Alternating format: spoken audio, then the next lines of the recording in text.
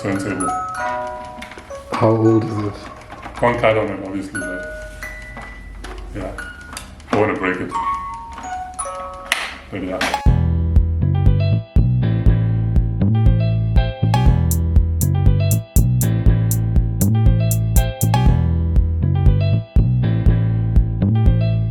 Yo, what's good? My name is Fauz and this is Gear Me Out. This week we catch up with a DMC winning, Red Bull 3-style winning champion. So, if it comes to accolades, and accolades are serious things, then this homie has all the accolades needed. I mean, we're going to probably go through 6 or 7 turntables, 4 mixers. It's a lot. It's really a lot of stuff to get through.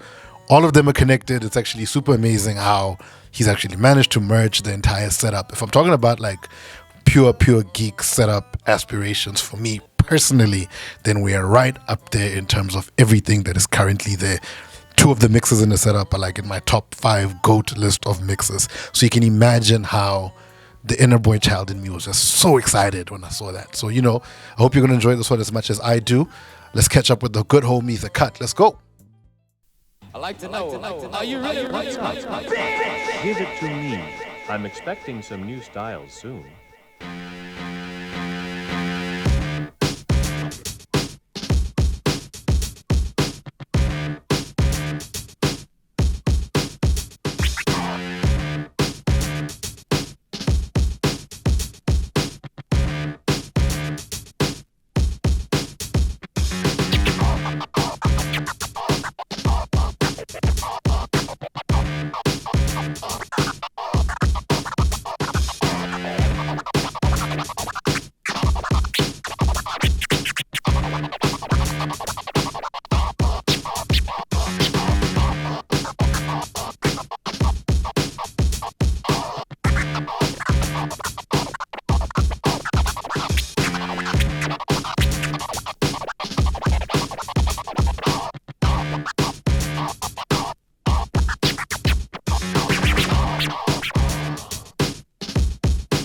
What's up?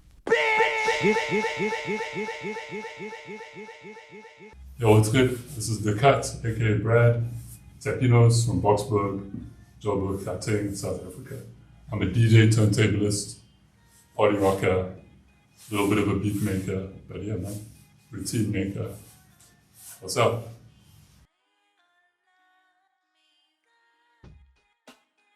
So, this is my setup, my practice setup at home. It's pretty weird. I know you see 3 mixers and 2 turntables. My setup at times, I like the feel of different mixers at different times. I like the torque. I like the SL because it's slower. So for instance, here's my Vestex 05 Pro. It's probably the first proper scratch mixer I bought. Before this, I had a Gemini 626. It had curve on it, but I broke the fader. Me and my boy Yulu's messed it up many times. I got rid of that. I got an SK2, which I then gave to a good friend of mine back in East Rand, but then I got this bad boy. It's helped me get through DMCs, all that stuff. This was my practice guy. But I love the fader. I looked after the fader. I did some tweaks to it, so it's still, but I recently just took it out in stories to practice again. My Vestex that I got from DMC, still have it. They don't make this gear anymore, as you know, it's quite a bit damaged along the way and my pitch is a bit fucked. But when it comes to cutting and all that, the torque is still good. So I like to practice with this one. And then I have my 72 that I'm endorsing. This guy's good. A lot of cool features on it, pitch and time and everything, So I mean, you can do a lot of cool things with it, like crazy effects. The faders also like quite this is what I use at big shows and also to film routines and practice routines. And I have my SL. I got this SL when I think I finished school. It's my only SL that's still in good condition.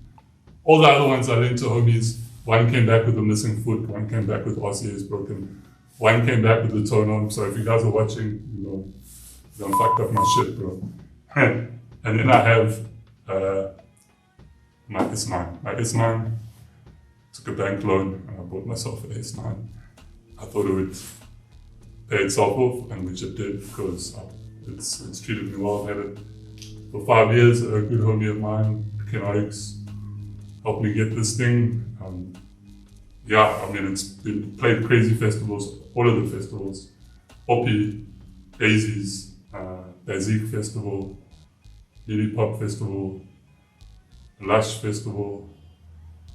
There's a lot of festivals and clubs, of course. Kitcheners, used to live at Kitcheners, this mixer. So, obviously I use Serato. I've always been a Serato guy. Before I was a virtual DJ guy. And then I got to virtual vinyl. And then now I'm on Serato. Recently got Fauz, which is cool. So we're kind of testing Fauz out. I'm very happy with the performance. This is my practice setup. So my road setup would be the S9.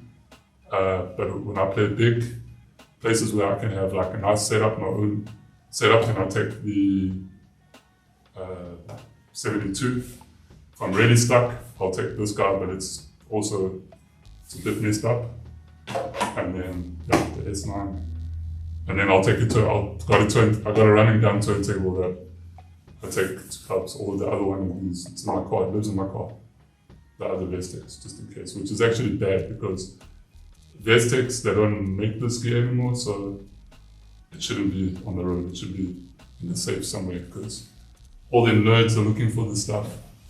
So that's my setup. And then I know I'm going out frame, but then I still have my 57. Also a bit damaged, but it's still good to cut. Like analog, you can still do the things.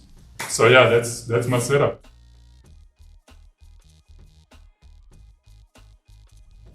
So I think what I want to add to my setup, I like to keep things very, very simple and like the kind of pure turntablist form. I enjoy it. Like 2 decks and a mixer. Obviously we got effects and all the music on hand, but I think what I would add would be like maybe like a sampler or something with beats on it, just adding loops, that kind of stuff. I would like to more collaborate with people on different projects with the DJ, whether it be with the drummer or whatever. I would like to have an SL3 or SL4, just because this one gives a bit of issues just for the road. And then, actually, you know what I do want?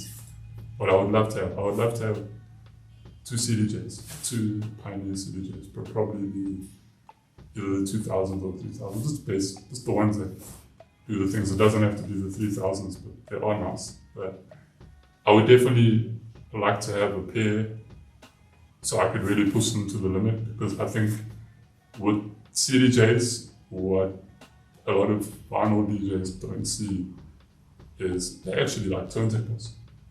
Carl Cox even said it. He was like, it works, the idea is the same. The thing plays fast, the thing plays slow, the thing goes forward, the thing goes backwards. Yeah, they got cool features and stuff, and they got cool features on mixes, but I think the CDJ is really dope. You could do something, you could do turntable shit on the CDJ, even though the thing's not rotating. You can do that stuff on it, even though it's going to sound different. But you're already scratching digital on Serato anyways. It's going to sound different either way. But I think you can really take a CDJ to like the limit. I've seen people do it, there's like lots of DJs. And also not like genre, like specifically turntablist. Like I see a lot of house guys doing crazy stuff. I've seen guys play with the pitch, spin shit backwards.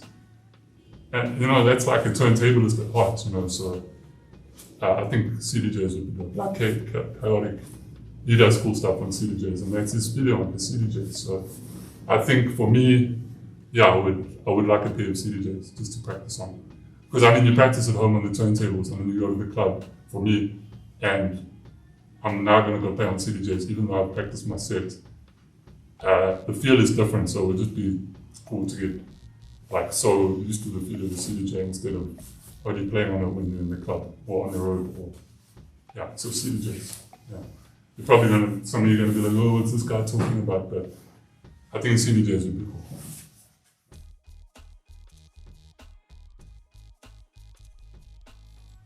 I think if you want to get into the DJ game, a lot has changed. So I think DJs from like 15, 18 years ago, there was only a couple of formats, so you could only play on CDJs or play on vinyl. And CDJs then weren't CDJs now, they were literally took a CD, not a USB. So, learning on turntables is cool, but you don't have to learn on turntables. You can learn on anything. You can learn on a controller, you can learn on CDJs, you can have motorized platters, whatever you can get your hands on. You can even start on the laptop on software, but I don't recommend to stay there. You can get the idea of DJing from there and then you can implement it with hardware.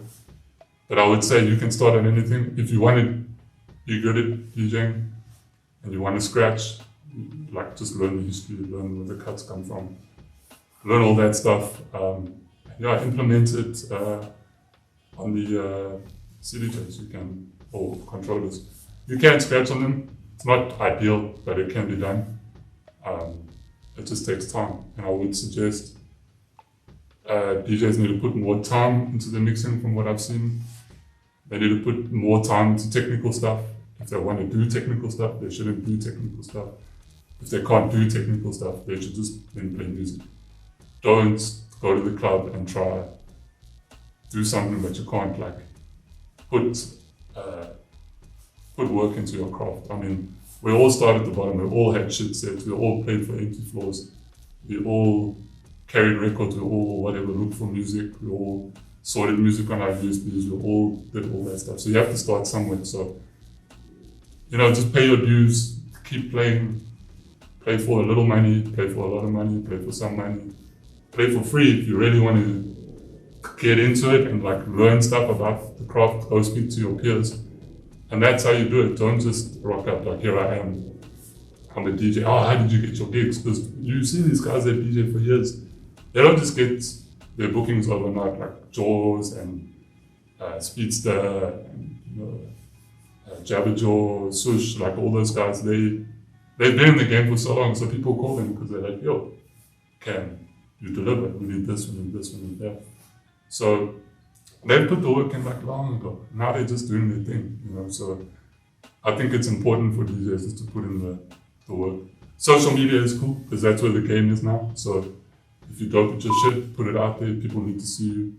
Especially because of the last 2 years, people aren't out there as much. So putting your stuff out online is the best thing you can do.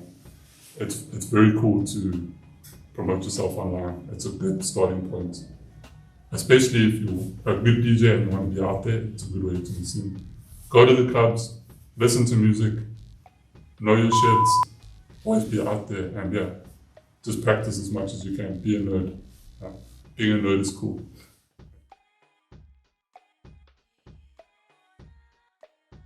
So it's Tha Cutt, DJ guy, DJ scratcher, filmmaker.